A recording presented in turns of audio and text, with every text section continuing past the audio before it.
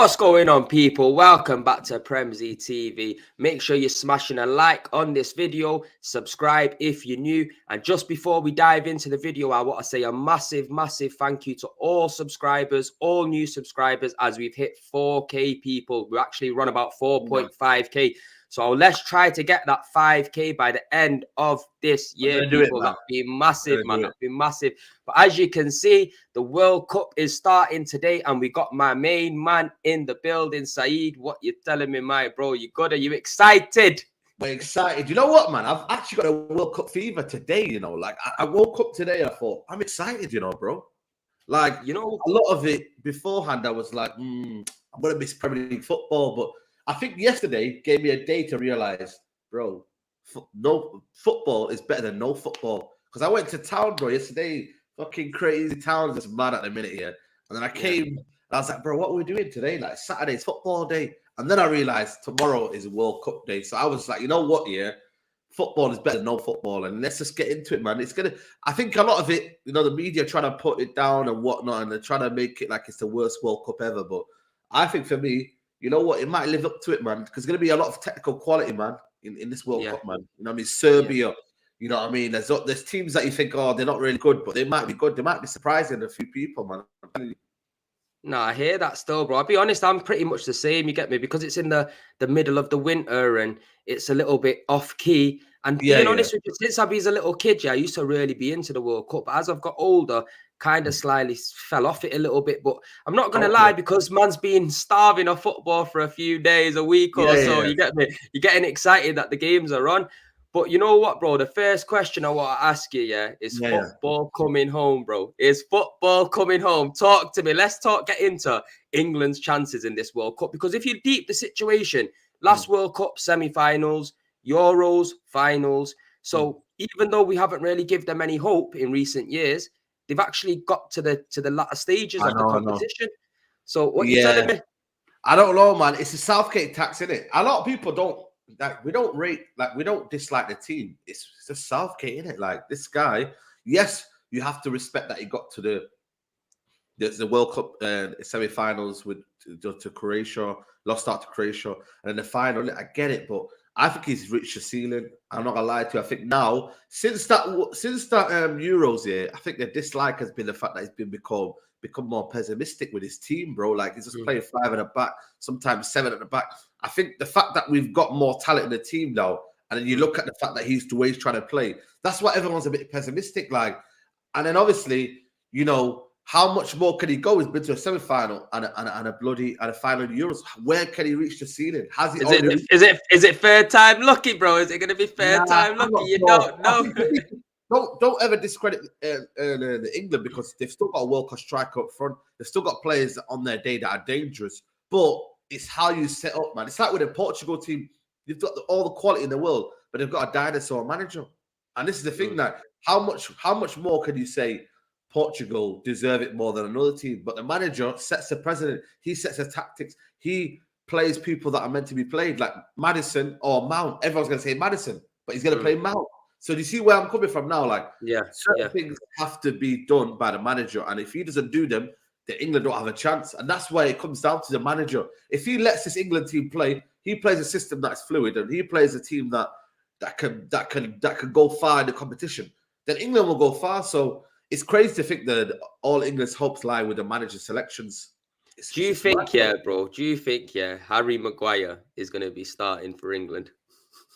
Yeah, because personally, bro, I'd have Ben White starting at centre back as well with Stones. That's what I'm saying. Would that happen though? Is that going to happen? No, because Kyle Walker's back, and that's a big bonus, bro. I've seen him in training and stuff like that. So you never know. They might put Kyle Walker out on the right, maybe Stones and Ben White in the middle, and maybe let Harry Maguire. I can't see it personally, but that's what I'm hoping for, bro, because he's hardly had any football, bro. He's hardly had any football.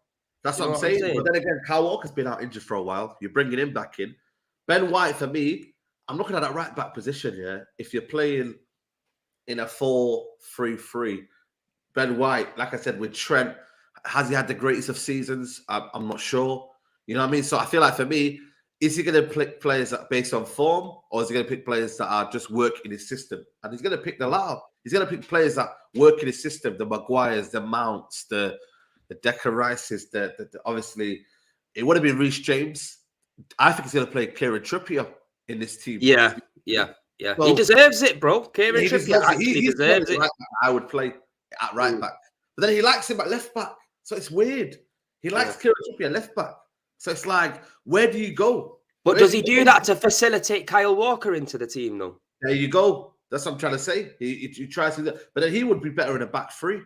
But then he likes Kieran Trippier because defensively he's good and he's got that experience. So I think you know what it is, bro. He can let the shackles off and we could play good football and people could like England. But if he goes back into protective mode, you got to remember that in that Euros we played 7 home games, man.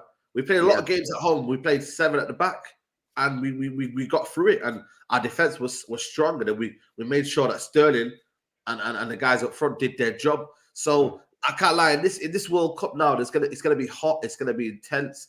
Does he go with energy and just kind of go through teams like that, or does he say, you know what, let's be conservative, let's not waste that energy, and let's be difficult to break down? So I don't know, man. I think for me, ultimately, England comes down to his selections, rather than the kind of personnel that's going to be playing, because you know, like I said, for me, the tactics are just not there, man. They're not there, bro. And everyone's kind of disliking Southgate since the Euros, man. Well, you know what it is? The build up to this World Cup. Obviously, we've been on the back of a few bad results in it. I think the last one being Hungary, getting spanked up by them. Do you know what I'm saying? I think we're going to have to rely on players like Harry Kane, Saka's, these kind of players. For me, James Maddison should definitely be starting. You get me, bro? Because he's been unbelievable so far. That's a question that we're going to have to fucking see in it, because at the end of the day, bro, it's just he got to squeeze into the team, really. You get me? Because for me, there shouldn't really be no question about it. Even though Leicester haven't been performing at the greatest level this season, he's been a standout player for them. So it is going to be interesting to see who he puts out. Obviously, I would say in the midfield area, we're probably the most weakest. Obviously, players aging and stuff like that, and the depth as well. But when it comes to the attacking line, bro, we've got quite a bit of options there. You know what I'm saying? We're going to have Saka in there, Sterling, Harry Kane. So there's a few different options in there. I think Mason Mount, for me, he's got to be doing up bench. You get me? At Chelsea, he's not been having a great season. But let's run through the England team. Let's see who we should start. Yeah, personally, obviously, I'm an Arsenal fan in it, so I'm going to say Aaron Ramsdale in goal, because I think Pickford, he does play well for England, but when you see him at Everton, he's got a lot of mistakes in him. A lot of mistakes in him. Pope's had the strongest season. Nick Pope has been excellent for Newcastle. I think it should be Nick Pope, if I'm being real. And this is me bias aside, you know what I mean, and whatnot. Like, Nick Pope, for me, should be England's number one. He's probably had the best season out of the 3. Don't get me wrong, Aaron Ramsdale's top of the league. That's what I was about to say, bro. What are you talking about? Top of the tree, confidence oozing. But you know what it is, though? I think he'll just pick Jordan Pickford because he's got that kind of like, soft spot for him, man. He's had him since the World Cup. I think he's got that soft spot for Pickford, bro. I can't lie to you. I think for me personally, though, it should be Nick Pope. So we're gonna have to. It could be any 3 of them in it, really. Yeah, basically. But we've got good England keepers, man. We've got good England keepers. You know what I mean? Like, all 3 are top. I was watching this interview. Ramsdale said, "Listen, just for once here, we've actually got 3 keepers who are all number ones as well. You know what I mean? They're all number ones. They're all doing bits, and everybody's had a good season. Obviously, Everton and Pickford, they've had a bad season. But for me, I'm gonna go with my man. Let's go with who we actually think Southgate's going to pick in it, because then that way we can wait up a little bit. Right, so we go Pickford in goal, yeah? Right back now, this is where it's going to be a little bit tricky, because like you said, Kyle Walker, he's been out injured for a while now. Obviously, he's vital to the England team. You can see when he's not there, that recovery speed and the way he defends with a high line. It is good. For once, I know it sounds crazy, but I'd have Ben White over Kyle Walker at right back. And the only reason why I say that is because I don't know if we're getting the same Kyle Walker, you know what I mean, as we've seen. Like, this guy's hardly playing now for Man City. He's obviously, you know what I mean, he's getting injury prone. I don't know, man. Ben White has done immaculate though at right back this season. Yeah. And I'd be surprised. For me, he's probably been one of the players of the season. You know what I mean? In terms of, if you were to do like team of the season right now, it'd be Ben White. So what do you go for? Do you just go for experience and go for Kyle Walker? Do you go for, I don't know, defensive solidity? You go Kyle Walker. But I think for me, naturally, Ben White this season might give us something different. And it gives us a bit of balance. He can play out from the back. He could do certain stuff. And then you got Trent, who again, what kind of like mindset is he on, man? I'm looking at him, man, bro. He doesn't look all right, man. I think, see with Trent, bro, I think Trent Alexander-Arnold, you can't take anything away from what he's done over the last, say, 4 years or so, you get me, bro, because he has been an unbelievable player.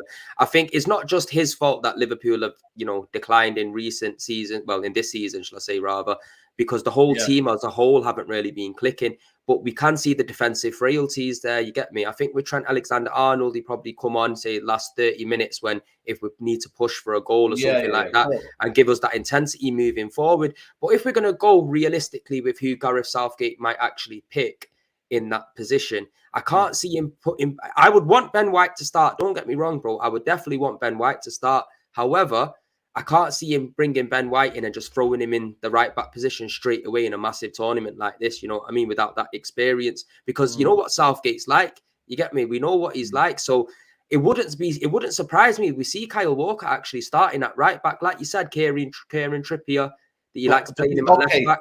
We go in a back three. I think he plays a back three. Do you reckon? Yeah, I think he plays a back three, and then he has two full-backs bombing on forward. Let's say Kyle Walker is in a back three, because I think if he's going to play, it's going to be in a black three, not in just a right back as a whole. I think he's in a back three. He's been doing it for been doing it. Right, okay, let's do a back three. So Harry Maguire is going to be in there, isn't it? Yeah. John Stones will be in there. John Stones will be in there, yeah. If there was a back three, I would probably put Ben White on the right of that back three. I think he goes with Trippier.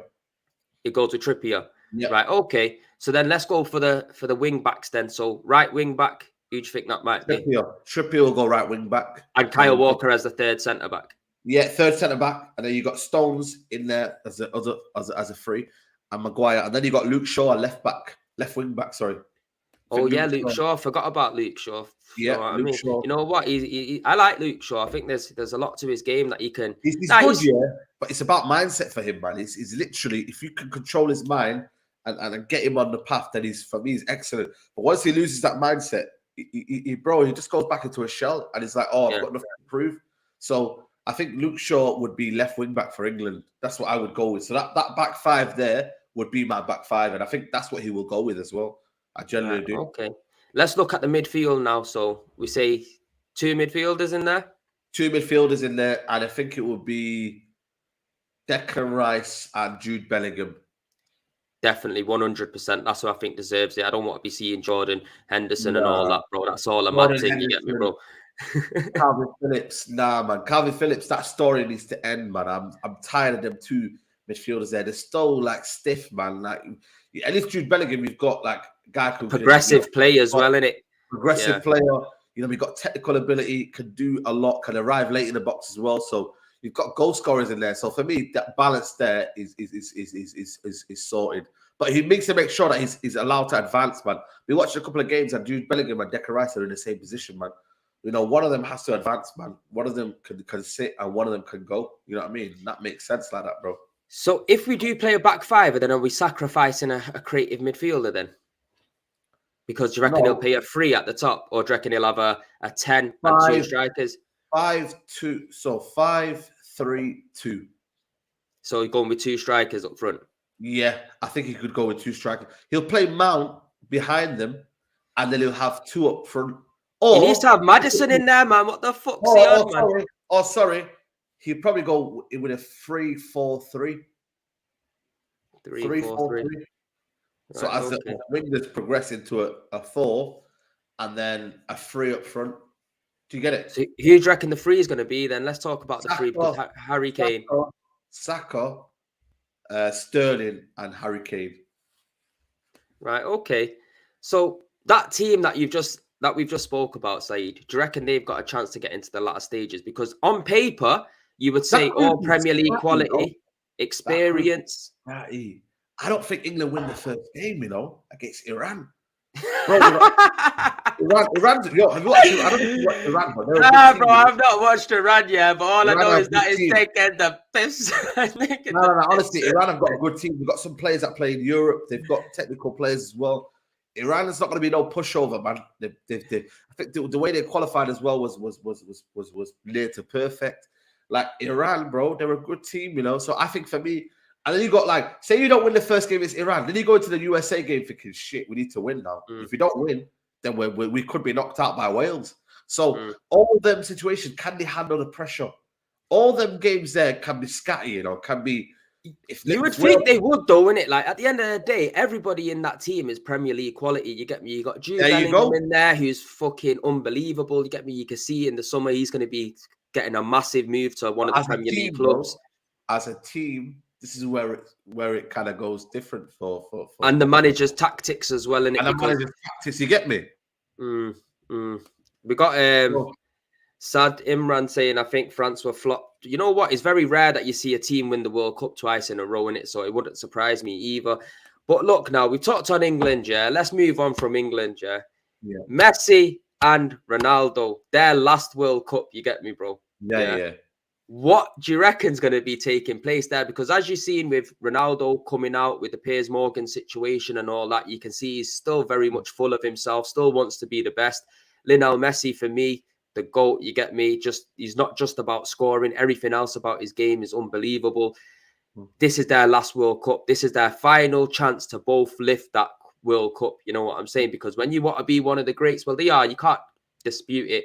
But that's one trophy that's missing off both of their list. You get me? Who do you think is going to come out on top? And put your bias aside. Don't be putting your Ronaldo hate on now, yeah? Because obviously of the interview.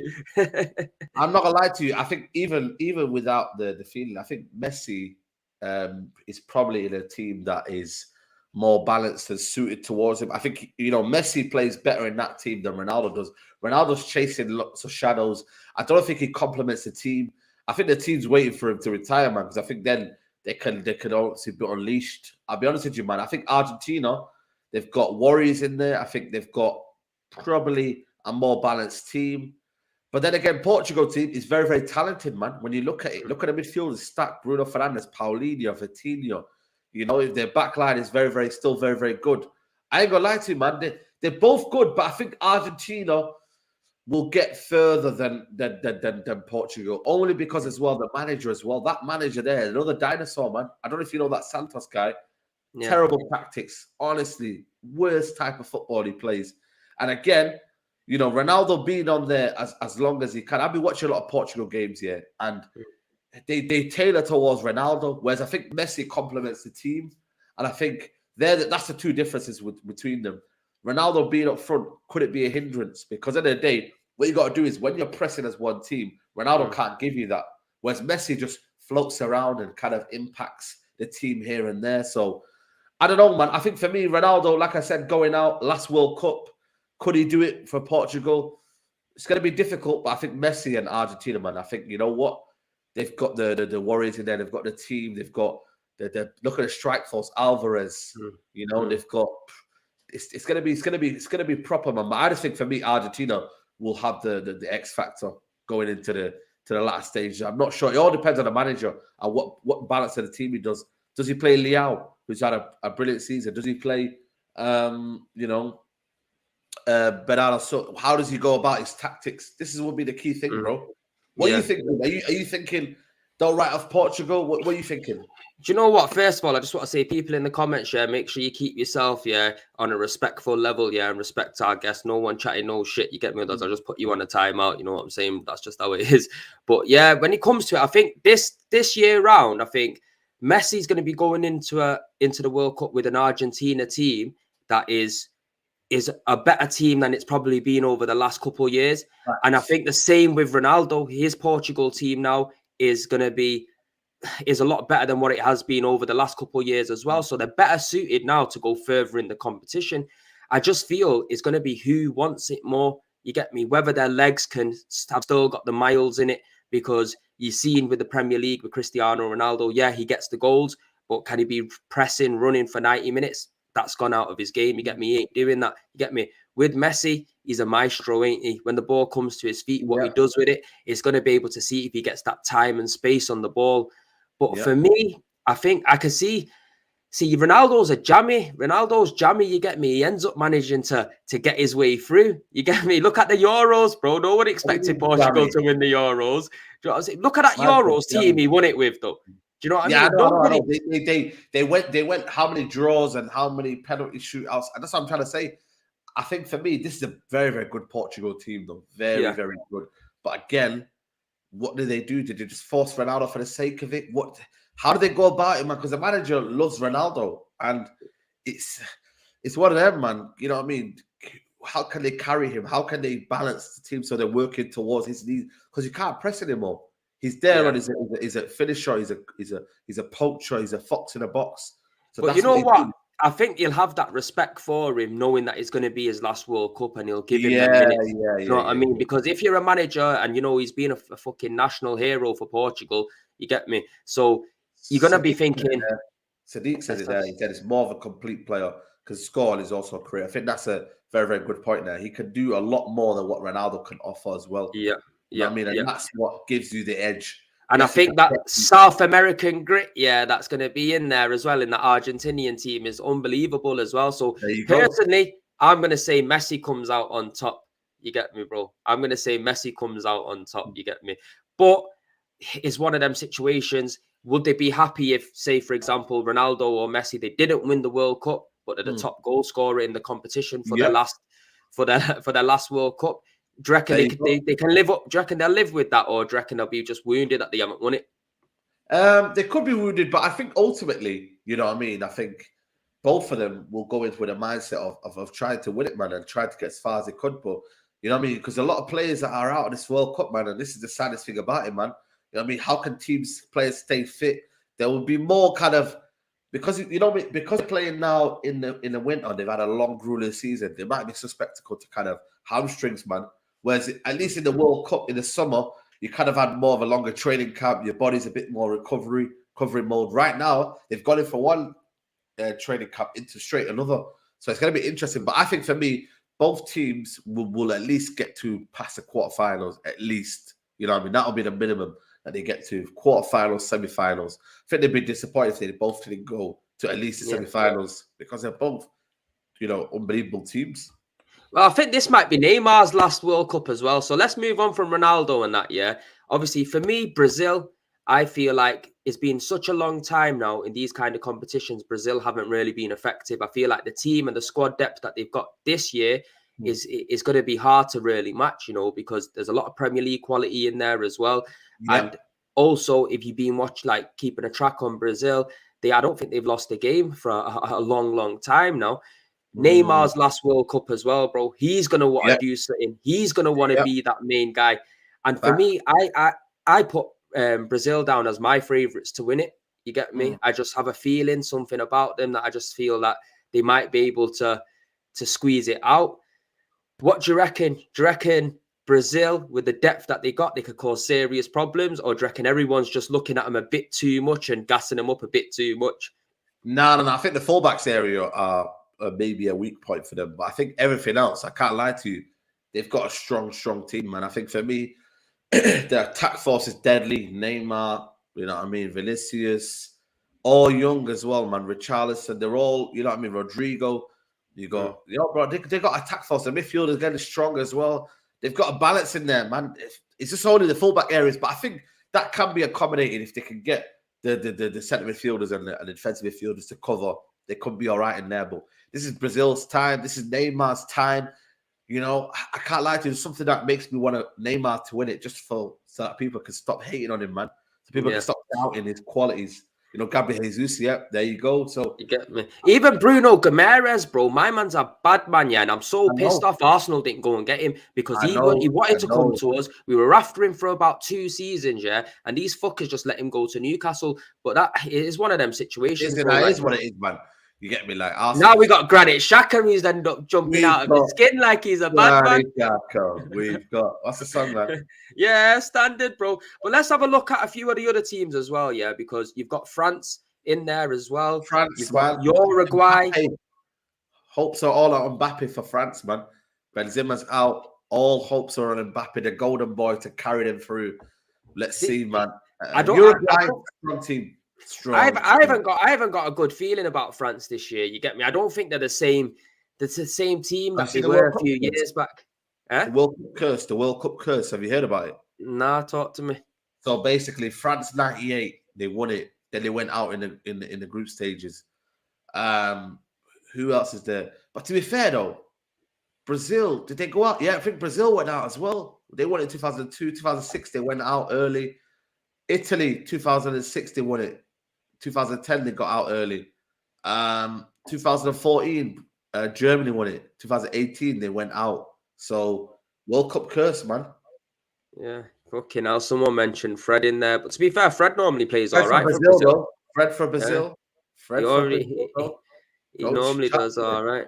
Him and Casemiro have got a good record together. I think they're unbeaten or something together, or at least they've got 3 losses or something like that. Apparently, in how many games? So for me, them two are a beast, bro. So what about Spain? What about Spain, Saeed? First, let me ask you about Spain first, because bro, they've just dropped down like that for years now, isn't it, bro? It's a mad thing. I hope Spain go out, man. Do you reckon? Go on, what was you going to say then, bro? I was going to say, like, there's teams in there that we haven't mentioned, like Holland. They might be the ones that be quietly going about certain things. Belgium, now they're dead, bro. Their generation. ADB, Kevin De Bruyne is a bad man, bro. You know, he could just win games on his own. You know, I know, but bro, they're not looking good, man. Their generation. I remember their golden generation. It was wavy. Their golden generation. I remember that. Lukaku up front. So I can't lie, man. It's gonna be exciting World Cup, man. I can't wait, man. I'm doing the watch along later, man, for the Ecuador Qatar game. I'm excited, man. I'm excited for this World Cup, man.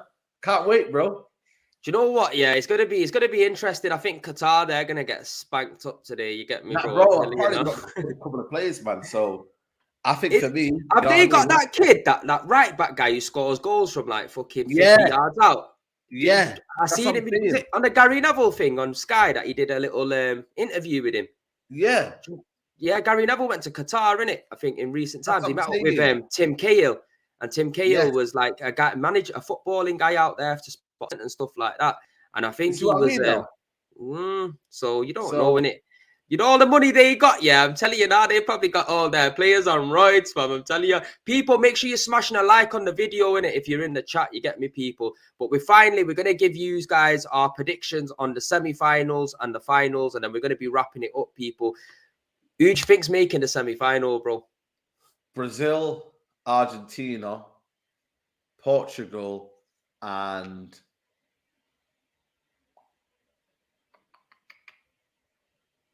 Germany, bro, that's another one. Good job that you said Germany, because I just totally slipped my mind. But I feel like Germany as well, they're going under the radar as well. And it's a good chance for them. There will be a surprise. Watch out for Serbia. Watch out for, them Japan. Qatar. What about Saudi Arabia, dog? Japan might surprise a few people. They've got good players, man. Tomiyasu, a couple of players in there that are decent for Japan. So Japan, Serbia, don't rule them out, and maybe other teams. I don't think them man are going to be making semi-final though, bro. I'm saying Uruguay got more of a chance. Uruguay as well. Them kind of teams, Serbia, Uruguay, Japan, they might upset the apple carts. So just watch out for them. Right. Okay. So who do you reckon will be in the final out of them 4 teams? Brazil, and because Brazil and Argentina apparently they might face each other in the semi-finals. So I'm gonna go with Brazil-Portugal final or something. But Brazil-Portugal final. Or Brazil-Uruguay. You never know. Brazil-Uruguay final or Argentina-Uruguay final. It could be one of them. But apparently Brazil and Argentina might play each other semi-finals, I think. Right. Okay. I feel that Brazil, Germany, Argentina, and Portugal will be in the semis. I think in the final, I'm going to go with Brazil, and I might go with Germany, bro. Yeah. You get me? I think Germany, they're going under the radar. Nobody's speaking about them. They've not had great competitions in recent times. And I think they're a very good footballing team, Germany. You get me? They've got good players in the team throughout, and it won't surprise me at all if they're in that final. But people, we've come to the end of the stream. Make sure you go check over at Saeed TV for the watch along, people. Subscribe if you're new. We want to hit 5K before the end of the year, and also smash a like on the way out, people. But peace and love, and we'll see you on the next one. And also, I'm going to be doing a thing called World Cup Watch, where I'm going to be looking at a lot of the Arsenal players, a lot of other players around the Premier League during the World Cup, and giving you my breakdown on them. So make sure you stay tuned in for that. And all you boxing fans, tomorrow 8 p.m. my new show 12 rounds is going to be dropping at 8 o'clock. Make sure you tune in for that. We got a very special guest in the place, a Ben Shalom, Sky Sports boxer. So make sure you stay tuned in. But peace and love, and we'll see you on the next one. Come on.